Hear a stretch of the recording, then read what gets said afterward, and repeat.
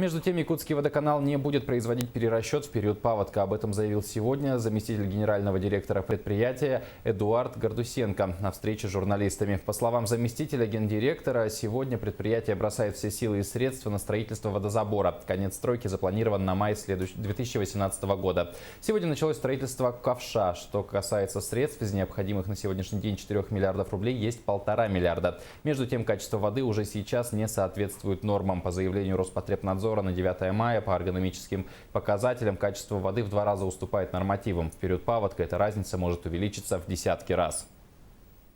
Если вода не соответствует качеству, должен производиться по заявлению граждан перерасчет.